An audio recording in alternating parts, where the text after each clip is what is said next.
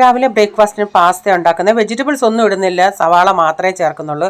അതുകൊണ്ട് ഞാനൊരു വലിയ സവാള അരിഞ്ഞെടുത്തിട്ടുണ്ട്. എന്നിട്ട് ചീനച്ചട്ടി വെച്ച് ഓയിലൊഴിച്ച് ആ സവാളയൊന്ന് കുറച്ചൊന്ന് വാട്ടിയെടുത്തിട്ടുണ്ട്. ഇതിലേക്ക് വളരെ കുറച്ച് മാത്രം പൊടികൾ, ഇച്ചിരി മഞ്ഞൾപ്പൊടി, മല്ലിപ്പൊടി, മുളക് പൊടി, ഗരം മസാല, കുരുമുളക് പൊടി ഇതെല്ലാം ചേർത്തിട്ട് അതിൻ്റെ പച്ചമണം വന്നിട്ടുണ്ട്. ഒരു സ്വല്പം വെള്ളം ഒഴിച്ച് കൊടുത്തിട്ടുണ്ട്. എന്നിട്ട് ഞാൻ കുക്കറിൽ പാസ്ത വേവിച്ച് ഒന്ന് വെച്ചിട്ടുണ്ട്. അതിൻ്റെ പ്രഷറൊക്കെ കളഞ്ഞ് വെള്ളം ഊറ്റി കുറച്ച് നോർമൽ വാട്ടറൊക്കെ ഒഴിച്ച് എടുത്തിട്ടുണ്ട്. എന്നിട്ട് ഇതിലേക്ക് ഞാൻ ഇച്ചിരി ടൊമാറ്റോ സോസും മയോണൈസും ഒഴിച്ചു. ഉപ്പ് നോക്കിയോണ്ട് ഒരു ഇച്ചിരി ഉപ്പ് കുറവായിരുന്നു, ഇത്തിരി ഉപ്പോട് ഇട്ടിട്ട് പിന്നെ ഞാൻ ആ പാസ്തയും കൂടി ഇട്ട് കൊടുത്ത് നന്നായി മിക്സ് ചെയ്തെടുത്തിട്ടുണ്ട്. നമ്മുടെ പാസ്ത ഇവിടെ റെഡി ആയിട്ടുണ്ട്. പിന്നീട് ഒരു മുട്ടക്കറി ഉണ്ടാക്കുന്നത്. അതിനായിട്ട് ഞാൻ 2 സവാളയും ഒരു ഉരുളൻകിഴങ്ങും എടുത്തിട്ടുണ്ട്. അതൊന്ന് ക്ലീൻ ചെയ്തെടുക്കട്ടെ. അപ്പോഴത്തേക്കിന് കഞ്ഞിക്ക് വെള്ളം വെച്ചിട്ടുണ്ടായിരുന്നു.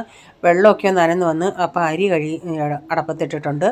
പിന്നെ രാവിലത്തെ പാത്രങ്ങളൊക്കെ കഴുകാനുണ്ടായിരുന്നു. അതെല്ലാം ഒന്ന് കഴുകിയെടുത്തതിന് ശേഷം പിന്നെ നമ്മൾ മുട്ടക്കറിക്ക് വേണ്ടി ഞാനിവിടെ ചീനച്ചട്ടി വെച്ച് അതിലേക്ക് ഞാൻ ഇതിൻ്റെ അകത്ത് ഒരു ടൊമാറ്റോയുടെ ചേർത്തിട്ടുണ്ട്. സവാളയും ടൊമാറ്റോയും ഇതെല്ലാം കൂടെ ഒരുമിച്ച് ഇച്ചിരി ഉപ്പിട്ടിട്ട് ഒന്ന് വഴട്ടാനായിട്ട് വെച്ചു. ഞാനത് കുറച്ച് നേരം അടച്ചു കൊടുക്കും. പിന്നെ ഇടയ്ക്ക് ഒന്ന് ഇളക്കി കൊടുത്താൽ മതി. അപ്പോൾ അപ്പുറത്ത് ഞാൻ കപ്പ വേവിക്കാൻ വെച്ചിട്ടുണ്ട്. അപ്പോൾ കുറച്ച് നേരം കഴിഞ്ഞുകൊണ്ട് ഇതെല്ലാം നന്നായിട്ട് വഴന്ന് നമ്മുടെ പൊട്ടറ്റോ എല്ലാം നന്നായിട്ട് വെന്തിട്ടുണ്ട്. ഇതിലേക്ക് മഞ്ഞൾപ്പൊടി, മല്ലിപ്പൊടി, മുളക് പൊടി, ഗരം മസാല ഇതെല്ലാം കൂടെ ചേർത്ത് അതിൻ്റെ പച്ചമണം പോകുന്നിടം വരെ നന്നായി ഒന്ന് വഴട്ടിയെടുത്തിട്ട് അതിലേക്ക് ആവശ്യത്തിന് വെള്ളം ഒഴിച്ച് മുട്ട ഞാനിവിടെ പുഴുങ്ങാനായിട്ട് വെച്ചിട്ടുണ്ടായിരുന്നു. മുട്ടയൊന്ന് പൊളിച്ചെടുക്കട്ടെ.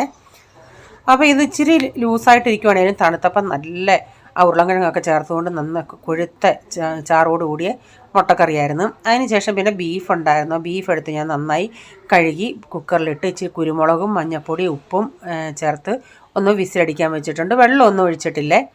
എന്നിട്ട് ഇതിലേക്ക് പിന്നെ സെപ്പറേറ്റ് ചീനച്ചട്ടി വെച്ച് അതിൽ വെളിച്ചെണ്ണ ഒഴിച്ച് കറിവേപ്പിലിട്ട് പൊട്ടിച്ചതിന് ശേഷം ഒരു 4-5 സവാള, ഒരു വലിയൊരു കുടം വെളുത്തുള്ളി, കുറച്ച് ഇഞ്ചി ഇതെല്ലാം കൂടെ ചേർത്തിട്ട് ഇതിലേക്ക് 2 മീഡിയം സൈസിലെ ടൊമാറ്റോയുടെ ചേർത്ത് നന്നായി ഇളക്കി അതൊന്ന് ഉപ്പൊക്കെ ഇട്ട് വഴട്ടിയെടുത്തതിന് ശേഷം നന്നായി അതൊന്ന് വഴന്ന് വന്നിട്ടുണ്ടെങ്കിൽ ഇതിലേക്ക് മല്ലിപ്പൊടി, മഞ്ഞൾപ്പൊടി, മുളക് പൊടി, ഗരം മസാല, കുരുമുളക് പൊടി ഇതെല്ലാം കൂടെ ചേർത്തിട്ട് വെന്ത ബീഫ് കൂടി ഇട്ട് കൊടുത്തിട്ട് നന്നായി അത് കുറച്ച് നേരം അവിടെ കിടക്കട്ടെ, ഒന്ന് മസാലയൊക്കെ അതിൽ പിടിക്കട്ടെ. ഇവിടെ ഞാൻ കപ്പയിൽ അരപ്പൊക്കെ ചേർത്തിട്ടുണ്ടായിരുന്നു. അപ്പോൾ അതെല്ലാം ഒന്ന് അരപ്പൊക്കെ ഒന്ന് വെന്ത് വന്നുകൊണ്ടേ കപ്പ ഞാനൊന്ന് ഉടച്ചെടുക്കുന്നുണ്ട്.